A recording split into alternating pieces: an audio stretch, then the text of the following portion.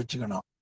தனிமை, அதாவது எந்த விதமான கருவிகரணங்களும் இல்லாமல் உயிர் ஆணவத்தோடு காரிட்ட ஆணவ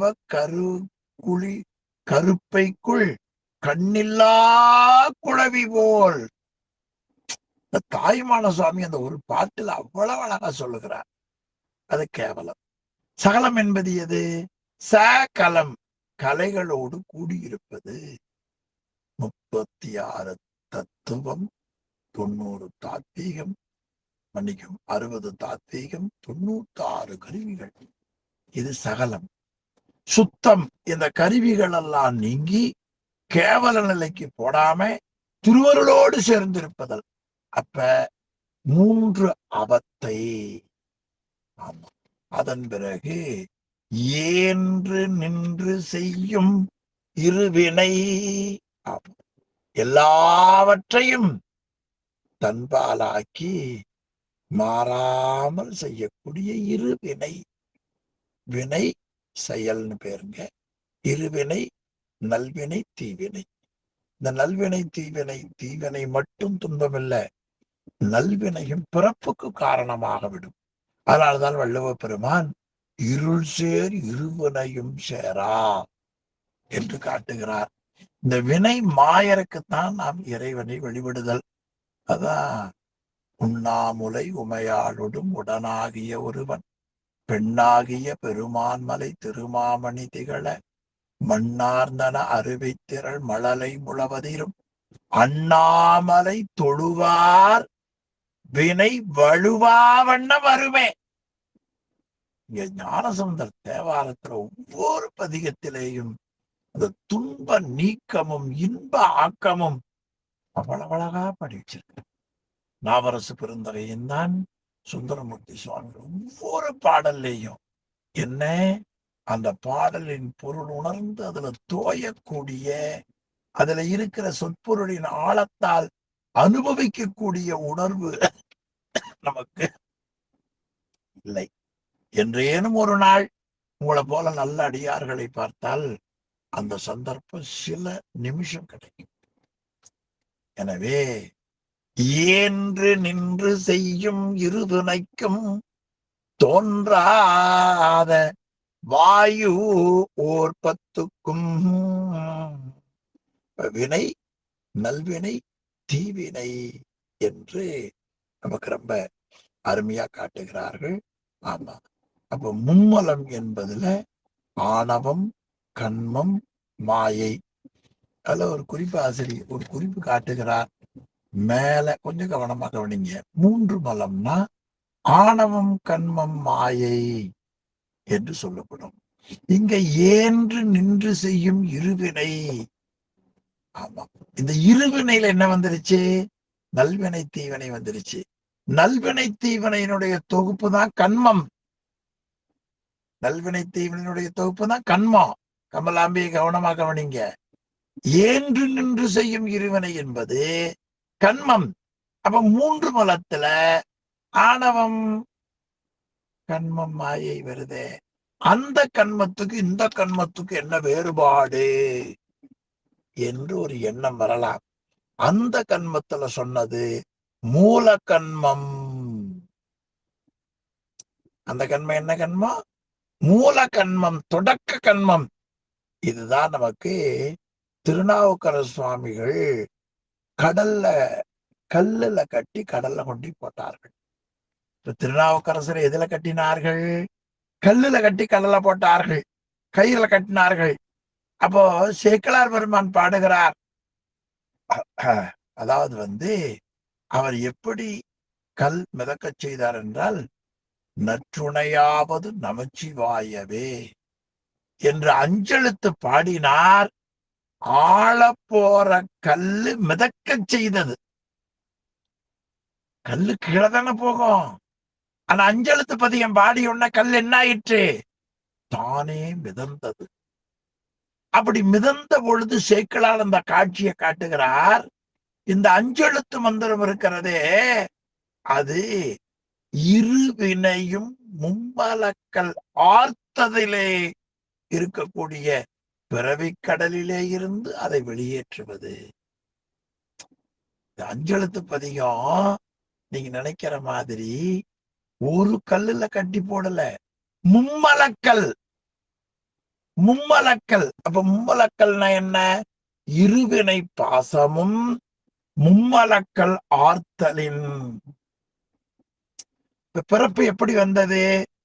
அறம் பாவம் என்னும் அருங்கயிற்றால் கட்டி, அதுபோல கயிறால கல்லுல கட்டி போட்ட பொழுது அஞ்செழுத்தை பாடிய பொழுது அவர் கல் மறந்ததே. இது என்ன பெரிய வியப்பு! ஆணவம் கண்மம் மாயை என்று சொல்லக்கூடிய மும்மலக்கல்லுல இருவினையின் பிணிப்பால் கட்டி போட்ட பொழுது பிறவியிலே இருந்து மேலேற்றிய அஞ்செழுத்துக்கு இந்த ஒரு கல்லுல மிதக்கிறது மிகப்பெரிய வியப்பா என்று மிக அருமையா சேக்கிழார் பெருமானால மட்டும்தாங்க முடியும். நீங்க படிக்க படிக்க படிக்கத்தான் ஒரு பெரியவர்களும் எந்தெந்த முறையில சிந்தித்திருக்கிறார்கள். நமக்கு கல்லு மிதக்கிறதே வியப்பு தானே. அவரு சொல்றாரு, இது என்னப்பா பெரிய வியப்பு? மும்மலக்கல். ஆமா, அதாவது வீரபாகு தேவர் சூரபதுமனுடைய அரண்மனைக்கு போகிறார். போற பொழுது வீரபாகு தேவருக்கு என்ன வரவேற்பா இருக்குன்னு நினைக்கிறீங்க? இல்ல. வீரபாகு தேவர் அங்க போய் முருகா அப்படின்னார். இந்த சூரபதுமன் உட்கொண்டு இருக்கிற அரியணைக்கு விட உயரமா ஒரு அரியணை வந்தது, பொன்னாசனம் வந்தது. முருகா என்று ஏறி அமர்ந்து கொண்டார். இப்ப சூரபதுமன் கடுமையா கேட்கிறான், நீ யாரடான்னு கேட்கிறான். ஆமா, இப்போ இவருக்கு மேல ஒரு ஆசனத்தை வர வச்சாரே வீரபாகு. அதை பார்த்தோன்னு சூரபதும பயந்து இருக்கணும் இல்ல, அவன் பயப்பில்ல. இது என்ன பெரிய வியப்பு! நீ உனக்கு இருக்க வேண்டிய ஆசனத்தை வியப்பு நீ நினைக்கிறியா? கிடையாது. என்னுடைய நாட்டில வாழக்கூடிய அரக்கைகளாக பெண்களே இதை கொண்டு விடுவார்கள். பெண்கள் என்னடா, கருவுக்குள்ள வளர்ந்த 3 மாச குழந்தை, அந்த குழந்தைய ஆசனம் வர வைக்க நீ என்ன பெரிய ஆசனத்தை வர வச்சாங்களாம். அது போல ஒரு கல்லு நடந்தது பெருசிலங்க அஞ்செழுத்து சொல்லி மும்மலக்கல்லிலே இருந்து விடுபட செய்யக்கூடிய ஆற்றலுடையது அஞ்செழுத்தினர். இது எதுக்கு சொல்ல வந்தேன்? இருவினை அது கண்மம், 3 மலம் அது மூலகன்மம் என்பதை கொஞ்சம் அன்பர்கள் ஞாபகம் வைத்துக் கொள்ளணும். ஏன்று நின்று செய்யும் இருவினைக்கும் தோன்றாத வாயு ஒரு 10க்கும். ஆமா, வாயு 10. ஆமா, பிராணன், அபானன், உதானன், வியானன், சமானன், நாகன், தனஞ்சயன், கூர்மன், கிருகரன், தேவதத்தன். ரொம்ப அருமையான பகுதி. இப்படி 10 வாயுக்கள் சுவாமியா நமக்கு கொடுத்திருக்கிறார். இந்த 10 வாயுக்களை பற்றி விரிவா சிவப்பிரகாசத்திலே படிக்க போகிறோம். இந்த தலைப்பு செய்திகளை மட்டும்தான் பெரியவர்கள் காட்டி போகிறார்கள். எனவே 3 அவத்தை ஏன்று நின்று செய்யும் இருவினைக்கும் தோன்றாத ஒரு வாயு ஒரு 10க்கும் மாறாத வல்வினையே ஆய கிளைக்கும். யார் யார் உடன் பிறக்கணுமோ, மனைவியோ பிள்ளைகளோ வினைக்கு ஏற்ப வருவாங்க. விதியாரும் சுற்றம் என்று கச்சியப்ப முனிவர் விநாயகர் புராணத்துல காட்டுவார். விதியாரும் சுற்றம். இந்த இடத்துல மாறாத வல்வினையேயாய கிளை, மாறாத ஆற்றல் மிகுந்த வினைப்பெருக்கத்திற்கு காரணமாக இருக்கக்கூடிய சுற்றத்தார்கள். அதன் பிறகு 6 நிதிக்கும் அரிதாக பெற்ற செல்வம், செல்வம் ஈட்டுற போது கஷ்டம், செலவு பண்ற போது கஷ்டம், பாதுகாக்கிற போது கஷ்டம். ஆறு நிதிக்கும் அதுக்கு மேல நேயமாம். இவ்வளவுலயே மனசு ரொம்ப விருப்பமாயிரு. நேயம்னு விருப்பம், அன்பு. அப்ப நான் எதுக்கு அன்பு செய்தேன்? அப்படியே கொஞ்சம் மேல இருந்து வருவோம். வைரமே கொண்டதொரு காமனுக்கும் 1, கோபனுக்கும் 2, மோகனுக்கும் 3, மண்டு மத 4, மாச்சரியனுக்கும் 5, தின்திரள் சேர் இந்திரியம் 10க்கும் 5 10 5 15, ஈரைந்து மாத்திரைக்கும் 25, அந்தமிலா பூதங்கள் 5க்கும் 30, சிந்தையவர் 3 குற்றம் 33, 3 குணம் 36, 3 மலம் 39, 3 அவத்தை 42, ஏன்று நின்று செய்யும் இருவினைக்கும் 44, தோன்றாத வாயு ஓர் 10க்கும் 54, மாறாத வல்வினையே ஆய கிளைக்கும் 55, 6 நிதிக்கும் 56 வகையில துன்பப்படுகிறேன். என்ன வேலை? அதாவது பட்டினத்தார் காதால் கெடுகிற மிருகம், கண்ணால் கெடுகிற உயிரினம் ஒரு பட்டியல் போடுவார். இந்த யானை இருக்குது பாருங்க, அதாவது அச்சனம் அப்படிங்கிற ஒரு பறவை. அது நல்ல இசை வாய்ச்சிட்டு இருக்கிற போது திடீர்னு நிறுத்தினீங்க வைங்க, அப்படியே செத்து போயிடும். அது அசன பறவை நல்லா கேட்கும். அது அசனமா என்று சொல்லுவார்களாம். அடுத்து யானை பிடிக்கணும்னா ஒரு குழியை வெட்டி வச்சு மேல லேசா போட்டு வடை போட்டு அதை பெண்யார் நிறுத்திடுவாங்க. இந்த பெண்யானை சேர்ந்து வரணும் பாருங்க, குழிக்குள் விழுந்து மாட்டிக்கும். அப்ப உணர்வின் காரணமா கெட்டது யானை, ஓசையின் காரணமா கெட்டது அசனம் இல்லையா? அடுத்து மூக்கு, அது வண்டு. அது மூக்கு நுகர்றதுக்காக போகும் தேன் எடுக்கிறதுக்கு. அது அதுக்குள்ளேயே போய் அந்த தேனை எடுக்கிற பொழுது அதற்குள்ளேயே இறந்துடும். இப்படி அசனம் என்ற பறவை இருக்குது பாருங்க, காது ஓசையின் வழியா அழிவை தேடிக்கொண்டது. யானை உணர்வின் காரணமா தோலை தேடிக்கொண்டது. இந்த விட்டில் பூச்சி இருக்குது அங்க, விட்டில் பூச்சி அது விளக்கொளிய நாடி போகும். அது அப்படியே போய் விளக்குல சேரும். அது கண் என்ற அந்த பொறியின் காரணமா விட்டில் பூச்சி அழியும். அடுத்து நாக்கு, மீன் தூண்டில் பிடிக்கிற பொழுது அது சாப்பிட போகும். கரெக்டா அதை பிடிக்கிற போது வாங்கிடுவான். எனவே சுவை வாயின் வழியாக கெட்டது மீன், மூக்கின் வழியா கெட்டது வண்டு. இப்போ அசனம்ங்கிற பறவை காது வழியா அழிவை தேடிக்கொண்டது, யானை உணல் வழியா அழிவை தேடிக்கொண்டது, கண் அது விட்டில் பூச்சி கண் வழியா அழிவை தேடிக்கொண்டது, மீன் நாக்கு வழியா அழிவை தேடிக்கொண்டது, வண்டு மூக்குழி எழுத்தது. இதெல்லாம் ஒரு புலனால அழிவை தேடிக்கொண்டது. நானும் 56 கருவிகளாலும் அழிகிறேன். எவ்வளவு பெருசு! ஐம்புலன்கள், பொதுவா ஐம்புலன் தான் சொல்றோம். ஆனா 56 கருவிகளுக்கும் நேயமாம், அதன் மேலேயே விருப்பம் வைத்து. இங்க நேயம் என்பது விருப்பம். இச்சை கிரியை வைத்தரித்து. ஆமா, இது மேல இருக்கிற அறிவும் விருப்பமும் செயலும் நமக்கு கூடுதலா இருக்கும். நேயமாம் இச்சை கிரியை இவை தரித்து. அப்ப அன்பான முறையில விருப்பத்தோடு அறிவு, இச்சை, செயல் ஆகியவற்றை ஏற்று பெருக்கி அதன் வழியா என்னாச்சு? எண்ணிலா அச்சம் கொடுமை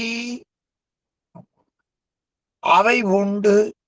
இப்படி 56 கருவிகளினால நான் துன்பப்படுகிற நிலையில கணக்கில்லாத வகை, எண்ணில்லாத கணக்கில்லாத இன்ஃபினிட்டிவ் அச்சத்திற்கும் கொடுமைக்கும் ஆளாகி அவற்றை நான் ஏற்று, இதுக்கெல்லாம் காரணம் என்ன என்று கேட்டால், தூண்டு என்ற ஏற்று கச்சரவன் சீர்நிலை நில்லாது.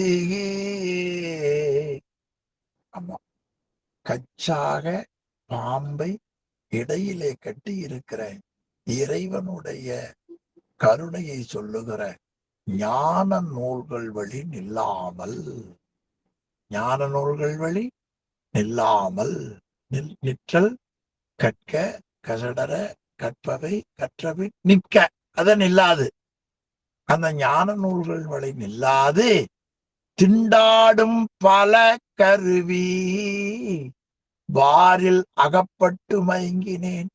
இப்படி 56 கருவிகள் பலவாறாக திண்டாடும்படி செய்து வார்குத்தி போல் அதிலே அகப்பட்டு மயங்கினேன் என்று ரொம்ப அருமையா இந்த பகுதியில காட்டுகிறார். எனவே இந்த பகுதி முழுவதும் உயிருக்கு உடம்பு கிடைத்த பிறகு கருவிகளின் மூலமாக வரக்கூடிய துன்ப நிலையை ரொம்ப அருமையாக நமக்கு காட்டுகிறார்கள். எனவே சுற்றம் என்னும் தொல்வசு குழாங்கள் வரை இருக்கிற துன்பங்களை எல்லாம் அகப்படுத்தி காட்டி, இனி இந்த துன்பங்களுக்கு காரணம் என்ன இங்கேயே காட்டினார்.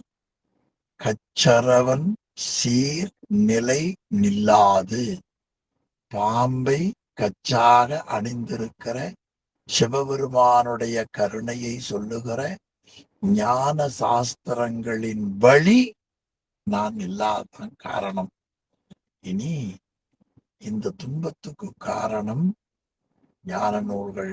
அந்த ஞான நூல்கள்ல உமாபதி சிவம் ஒரு நூலை மேற்கோள் காட்டுகிறார்.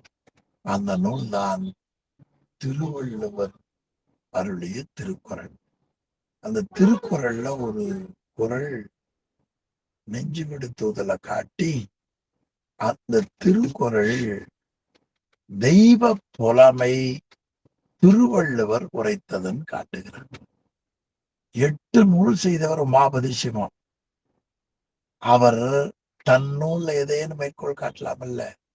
8 நூல் செய்த உமாபதி சிவம் இன்னொருத்தர் மேற்கோள் காட்டுறார்.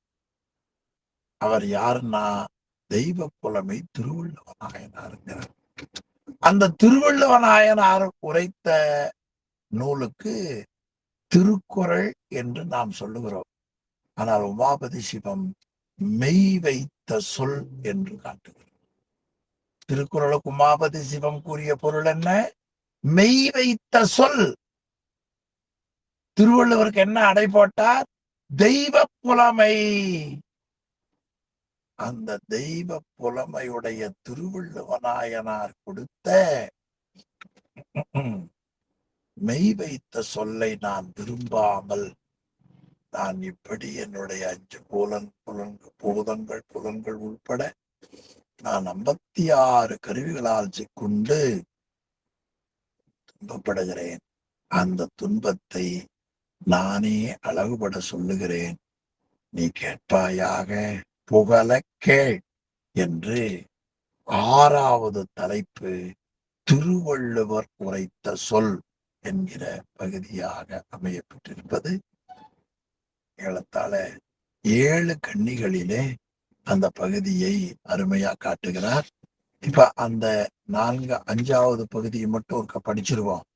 வைரமே கொண்டதொரு காமனுக்கும் கோபனுக்கும் மோகனுக்கும் மண்டுமதமா ஆச்சரியனுக்கும் தெந்திரல் சேர் இந்திரியம் 10க்கும் ஈரைந்து மாத்திரைக்கும் அந்தமிலா பூதங்கள் 5க்கும் சிந்தைகவர் 3 குற்றம் 3 குணம் 3 மலம் 3 அவத்தை ஏன்று நின்று செய்யும் இருவினைக்கும் தோன்றாத வாயு ஒரு 10க்கும் மாறாத வல்வினையே ஆய கிளைக்கும் அருநிதிக்கும் நேயமாம் இச்சை கிரியை இவை தரித்து அங்கு எண்ணிலா அச்சம் கொடுமை அவை பூண்டு கச்சரவன் சீரில் நிலை நில்லாது திண்டாடும் பல்கருவி வாரில் அகப்பட்டு மயங்கினேன் என்று இந்த 5வது பகுதி ரொம்ப அழகான பகுதி என்று உங்களுக்கு நினைவூட்டி இந்த அளவில் இன்றைய வகுப்பை நிறைவு செய்வோம்.